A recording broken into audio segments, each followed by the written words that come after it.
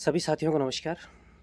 आज का हमारा विषय है कि क्या कोई किराएदार कब कब किसी संपत्ति का मालिक बन सकता है, क्या क्या कंडीशंस हैं, इसके संबंध में हम चर्चा करने वाले हैं। लैंड रोड होता है जो कब कब किसी प्रॉपर्टी का स्वामित्व हासिल कर सकता है, इसके संबंध में चर्चा करेंगे। चर्चा करें, आगे बढ़े इससे पहले एक छोटा सा निवेदन है। चैनल पर पहली बार आए हो तो चैनल को सब्सक्राइब कर लो, साथ ही बेल आइकन भी अवश्य दबा लो ताकि आपको मिलती रहे मेरे प्रत्येक वीडियो की जानकारी।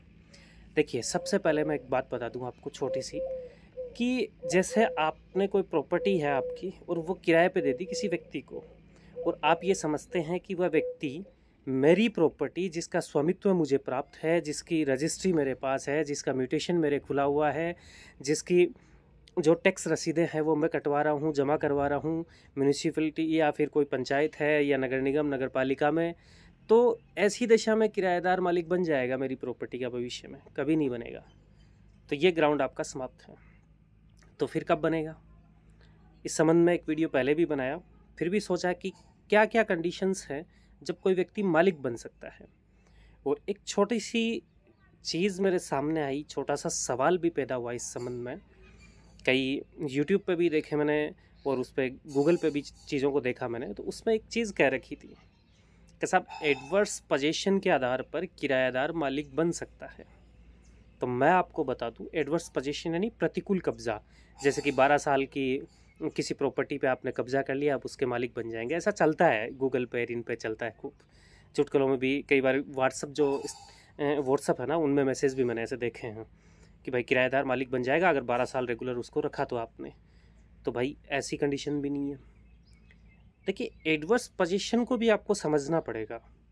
एडवर्स पोजीशन ऐसा नहीं है कि कोई व्यक्ति है जो किराए पे प्रॉपर्टी ले रहा है और फिर भी उसका मालिक बन जाएगा। भाई एग्रीमेंट होता है, पर एग्रीमेंट करना, गलतियां क्या होती है मकान मालिक की होती है कुछ, तभी तो किराएदार उस पर हावी हो जाता है। अन्यथा किराएदार की हिम्मत होती है क्या हावी होने की? हाँ, एक चीज़ ज़रूर है, किराएदार को आप बेदखल नहीं कर पाओगे, क्योंकि जो लॉज बने हुए हैं उनके अकॉर्डिंग आप सिविल कोर्ट में जाओगे और फिर उसके खिलाफ कार्रवाई संस्थित करा सकते हो।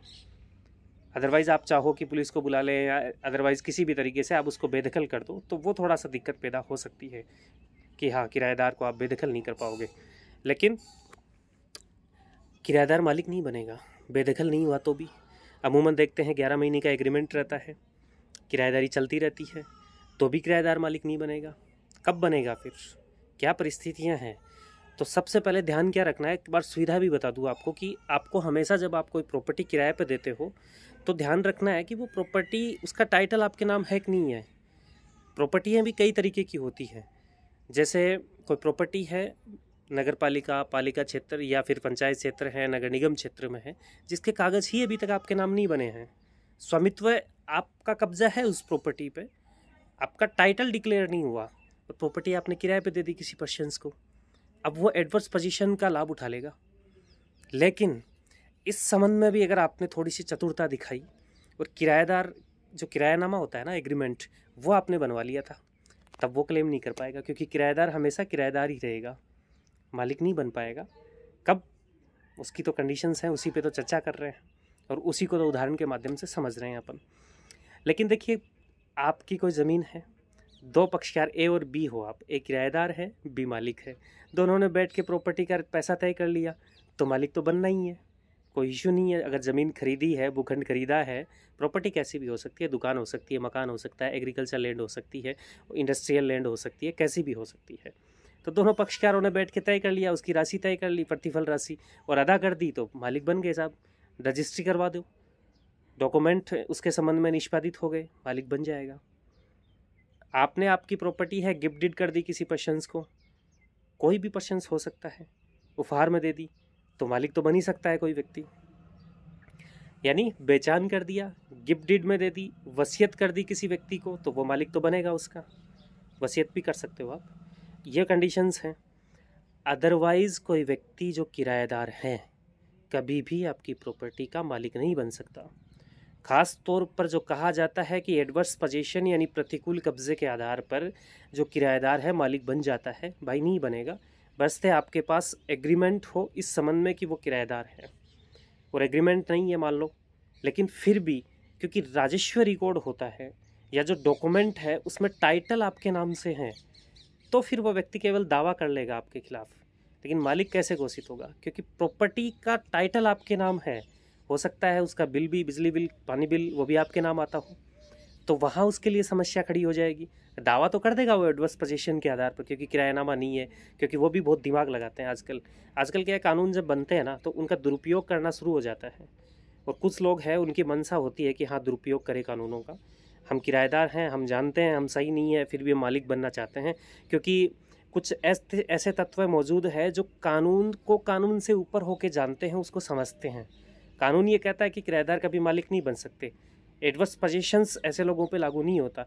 लेकिन फिर क्योंकि वो लोग कानून को जानते नहीं हैं और वो लोग अपने आप में कानून के ज्ञाता बनना चाहते हैं, इसलिए लोगों को कहते हैं हाँ ठीक है इस प्रॉपर्टी पे कब्जा कर लो, या तो आप ही की प्रॉपर्टी है, 12 साल हो गए आपको।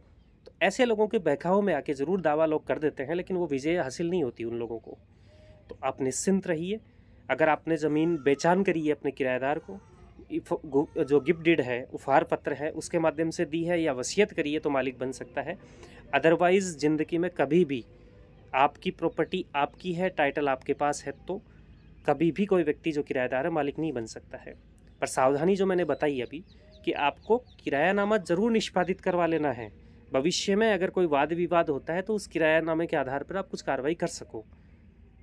खाली नहीं कर रहा प्रॉपर्टी तो आप कोर्ट में जा सकते हैं, किरायानामा जो एक्ट है उसके आधार पर।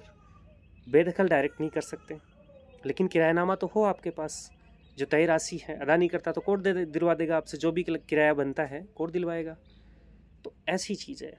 तो मेरे ख्याल से मैंने तो प्रयास किया है कि साधारण शब्दों में अपनी जो लैंग्वेज है, भारत के जो निवासी हैं अपन, अपनी जो लैंग्वेज है उसमें समझाने का प्रयास करूं, और मैंने उसी में समझाने का आपको प्रयास किया है। और कोशिश हमेशा यही रहती है कि मैं आपको मेरे साधारण शब्दों में समझाने का प्रयास करूं। और आज के लिए इतना ही, मिलते हैं नेक्स्ट वीडियो में। तब तक के लिए आप प्यार और स्नेह बनाए रखिए। Bye bye.